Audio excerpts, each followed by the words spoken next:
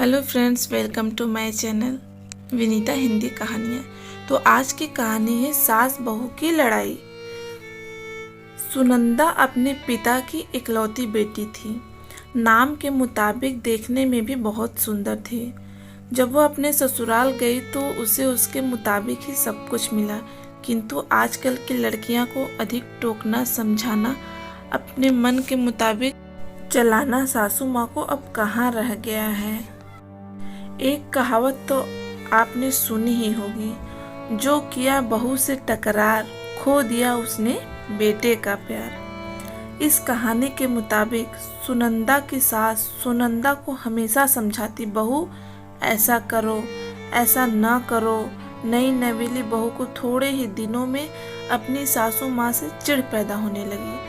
इस प्रकार यह सिलसिला आगे की ओर बढ़ता गया। एक दिन सुनंदा के घर कुछ मेहमान आने वाले थे।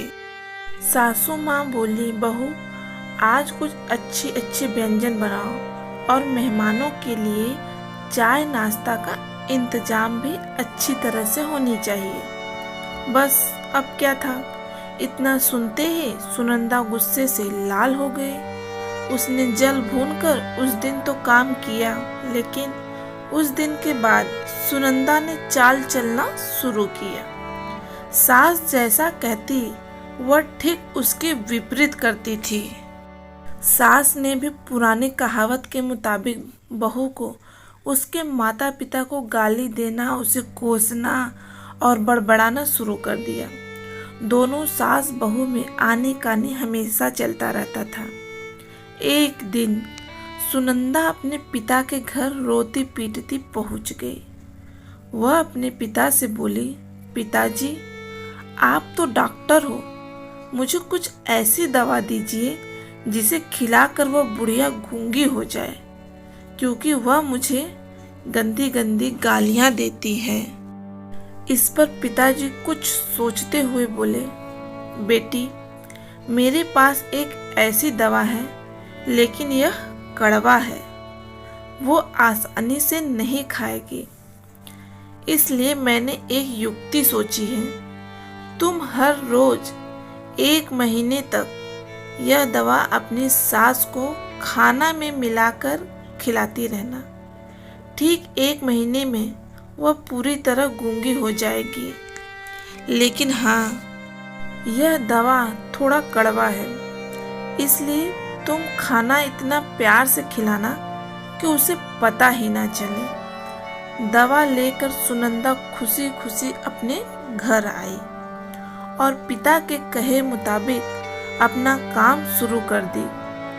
अब सास जो कुछ भी कहती उसे वह मानती और उलटकर जवाब भी नहीं देती, क्योंकि वह जानती थी कि बुढ़िया तो अब महीने भर में गूंगी होने वाली है।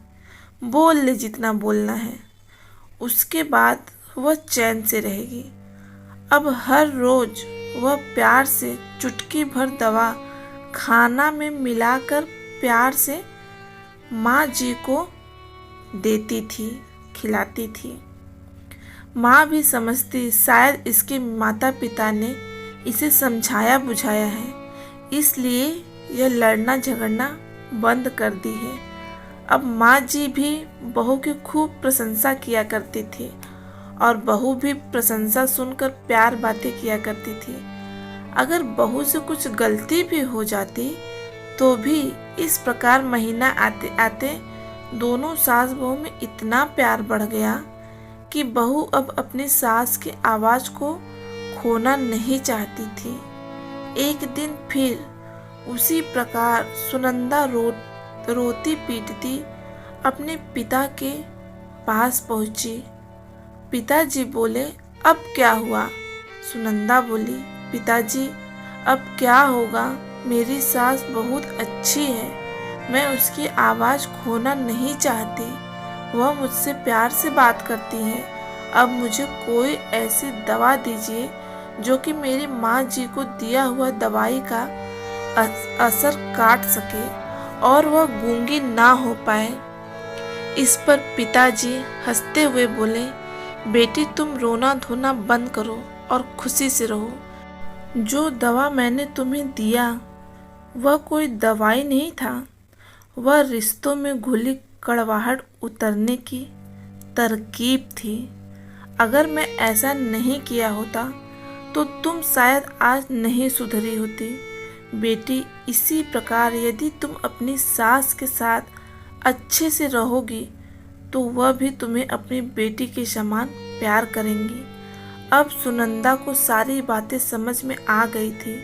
उसे अपने गलती का एहसास भी हो गया था।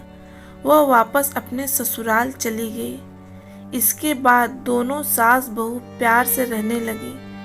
उनके बीच स्नेह और अपनापन का भाव आ गया और घर खुशियों से भर गया। आशा करती हूँ कि ये कहानी आपको दिल को छू गई होगी। यह एक सच्चाई है। अगर बहू अपने सास का प्यार पाना चाहती है तो उसे भी अपने सास को स्नेह देना होगा। जिस घर में सास बहू में स्नेह होता है वहाँ हमेशा खुशियाँ आती हैं। अगर आपको मेरा वीडियो अच्छा लगा तो please like, share and subscribe. Thanks for watching.